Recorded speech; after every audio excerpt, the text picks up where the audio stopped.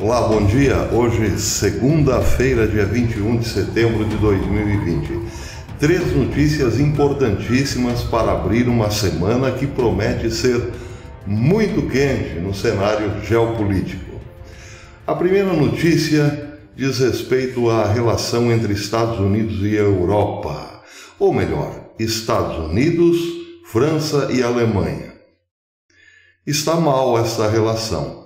Vem mal das pernas e pode piorar. Isso porque Alemanha e França têm um grande interesse no Irã. A Alemanha, por exemplo, tem fornecido equipamentos caríssimos que exigem tecnologia alemã, equipamentos caríssimos para quem tem a pretensão de produzir uma bomba atômica. A Alemanha fornece peças importantes para este objetivo do Irã. Fornece também assistência, engenheiros alemães, via países laranjas, acabam dando assistência que o Irã precisa em termos de tecnologia para desenvolver a sua bomba atômica. Eu falei a semana passada que a União Europeia também dá muito dinheiro ao Irã, que repassa esse dinheiro através da sua guarda revolucionária a grupos como Hezbollah, por exemplo. São fortes as ligações entre Alemanha, França e Irã. Bem, no sábado, os Estados Unidos disseram que as sanções da ONU contra o Irã serão mantidas. O acordo nuclear previa sérias restrições ao Irã.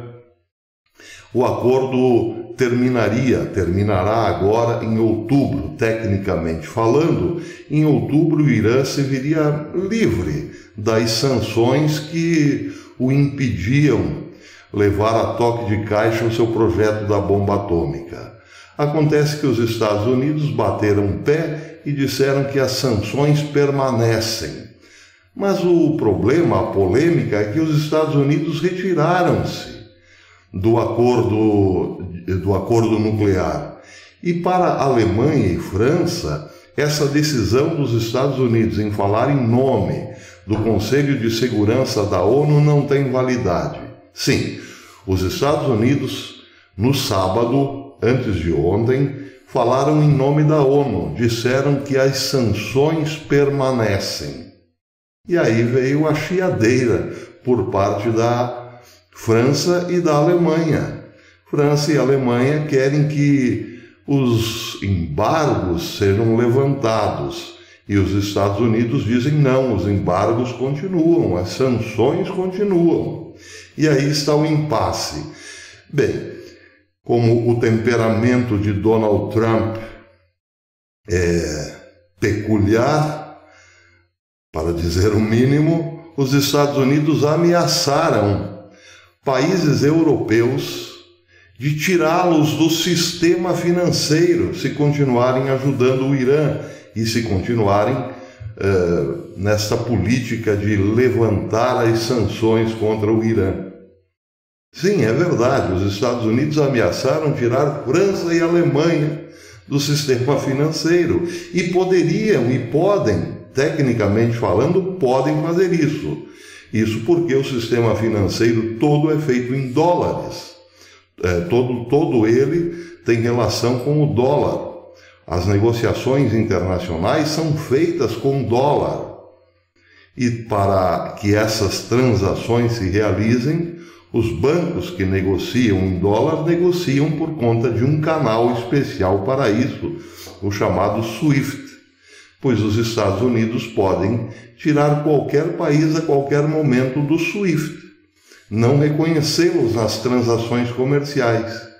E aí, bem, os países poderiam ou podem, em termos teóricos, continuar as suas relações internacionais, só que em outra moeda. Mas, como a moeda de referência global é o dólar, ficaria muito difícil fazer transações comerciais grandes em outra moeda. Isso é uma carta na manga que tem os Estados Unidos e sabe muito bem como usá-la, pois já ameaçou a China há poucos dias, há poucos meses, de fazer isso, tirá-la do sistema financeiro internacional. E a China baixou um pouco o tom por conta disso.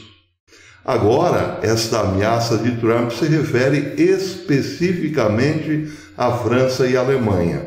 É a primeira notícia quente do dia.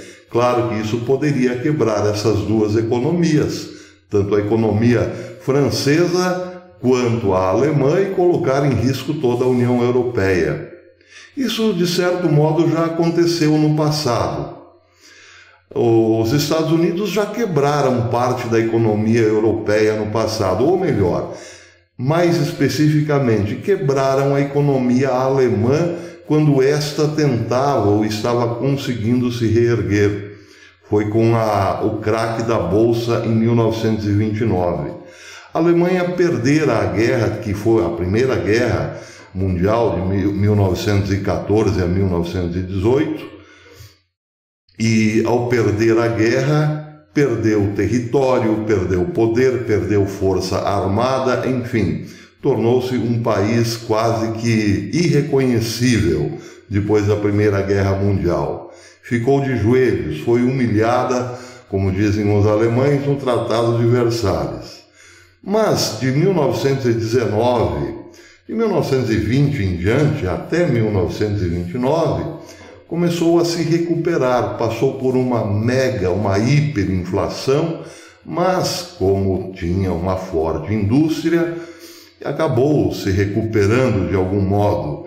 E em 1929 a Alemanha já estava quase que normalizando a sua economia, quase.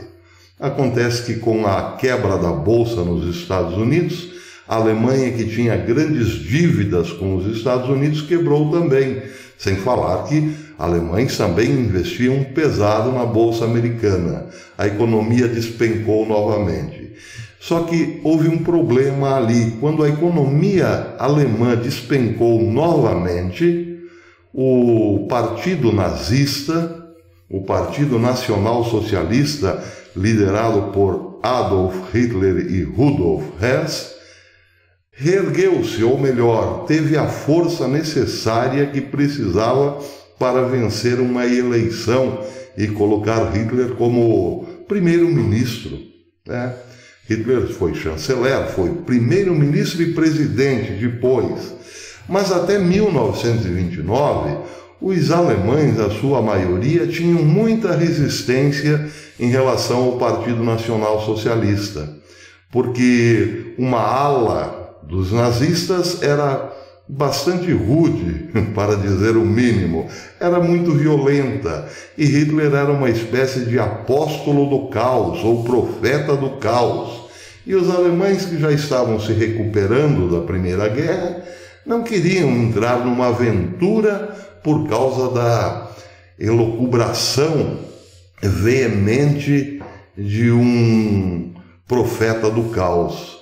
Mas bastou a quebradeira internacional, ou melhor, bastou o craque na Bolsa norte-americana de 29 para fazer crescer no alemão a ideia de que precisavam sim de um profeta, porque Hitler havia anunciado antes de 29 que a Alemanha quebraria outra vez, que a economia mundial iria quebrar e assim por diante. Aí os alemães lembraram-se que Hitler tinha razão e votaram em peso no homem e bem, daí deu no que deu.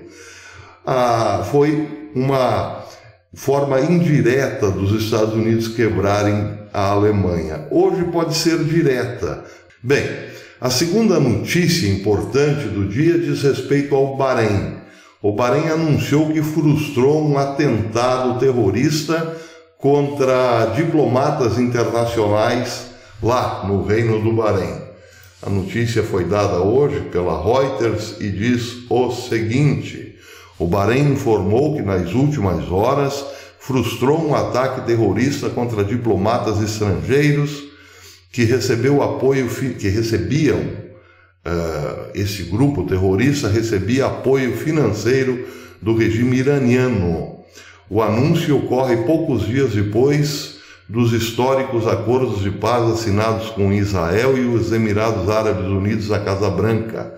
A mídia do Bahrein indicou que a conspiração visava atacar instalações públicas e de segurança e que, por sua vez, responde à vingança que Teherã vem prometendo pela morte do comandante da Guarda Revolucionária, Qassem Soleimani, em um ataque de drones perpetrado pelos Estados Unidos no Iraque. O diário local Akhbar al-Khalej informou que as forças de segurança do Bahrein encontraram um artefato explosivo em uma rua, em uma área de Budaia.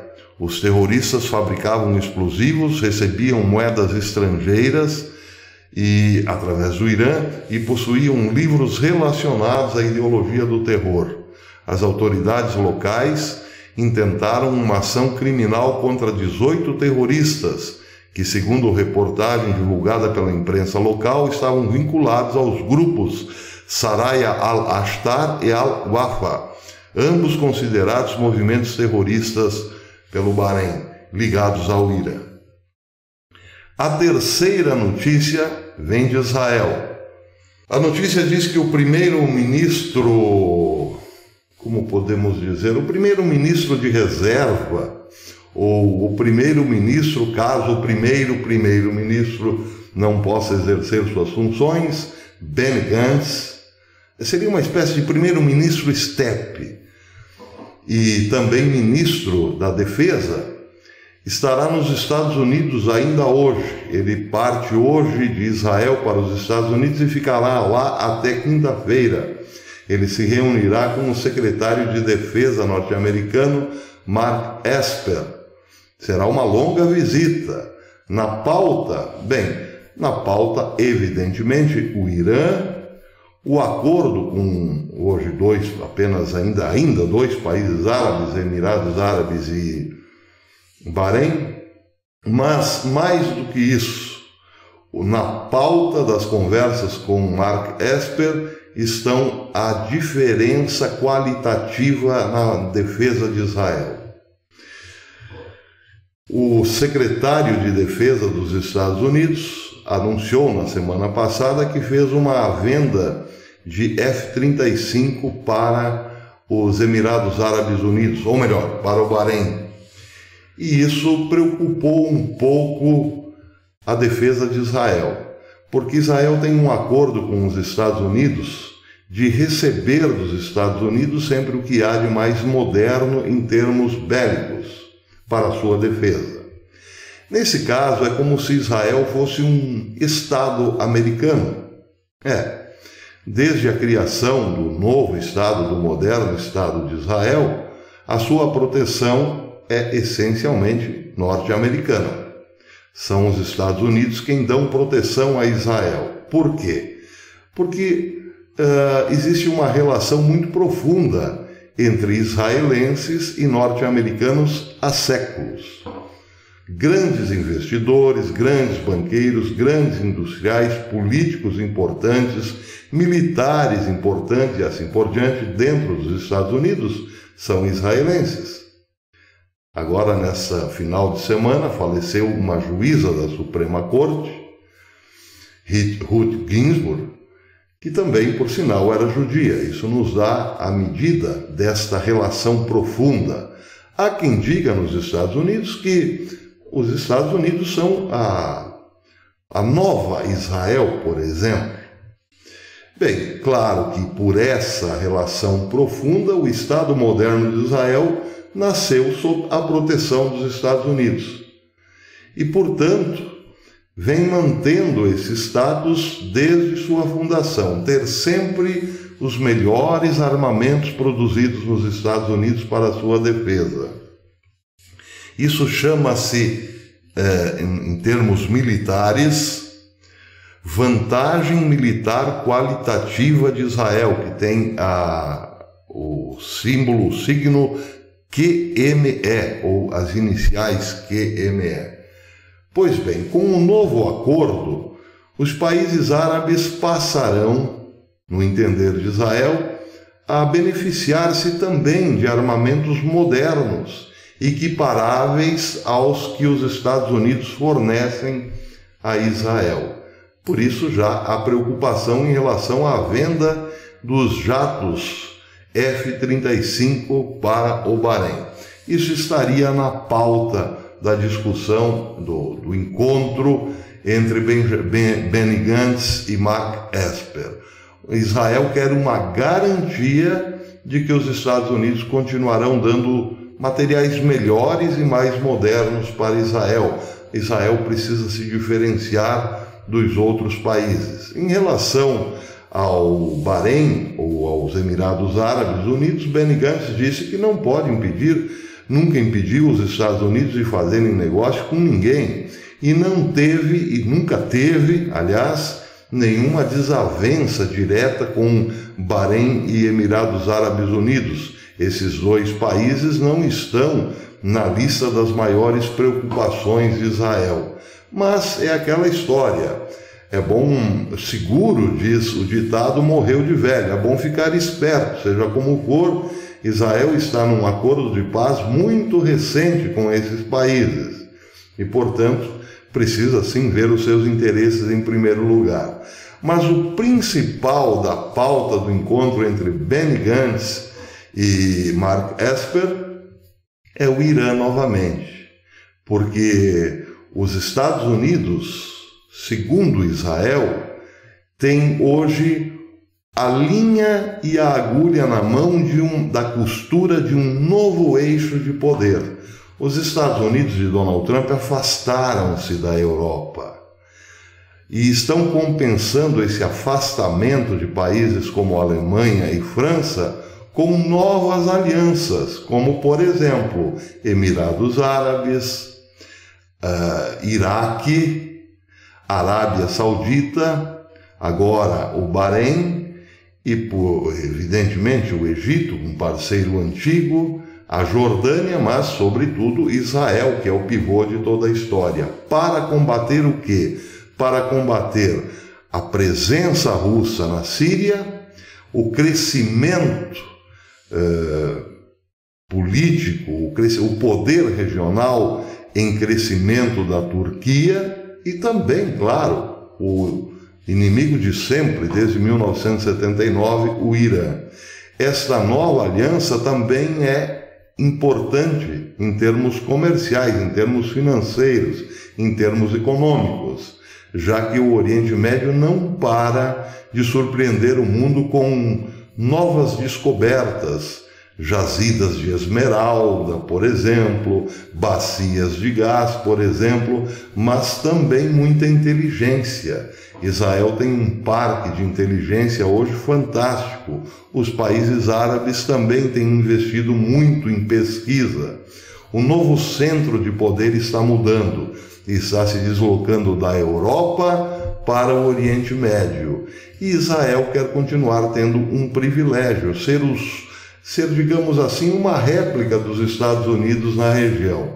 Mas os árabes também querem o seu quinhão. E é por isso que o acordo de paz foi um sucesso logo de cara. Pois é, esta notícia também tem um quê de preocupação, porque ligando a visita de Benny Gantz aos Estados Unidos com esta declaração do Bahrein de que o Irã está financiando ataques terroristas agora também nos países árabes, isso quer dizer que a coisa ficará muito séria para o Irã nos próximos dias, muito séria mesmo. Séria também para a União Europeia, e aí é uma questão de saber como que a Rússia se comportará em eventuais novas sanções contra Irã, até mesmo contra a Síria e assim por diante, ou contra a Turquia. Vamos aguardar. Semana quentíssima pela frente. Por enquanto é isso, amigos. Não deixem de dar o seu like, de compartilhar os nossos vídeos e, se possível, tornar-se membro deste canal. São 3 níveis para tornar-se membro. São 3 preços, 3 valores. R$ 2,99, R$ 6,99 e R$ 7,99. Fica a seu critério. mas é importante a sua membresia, é importante que você se torne membro do canal Professor Belei, porque daqui para frente nós ficaremos cada vez mais restritos aos membros. Política do YouTube. À noite nós voltamos no canal Brasil Agora. Certamente hoje essa promessa será cumprida. Até depois, amigos, se Deus quiser.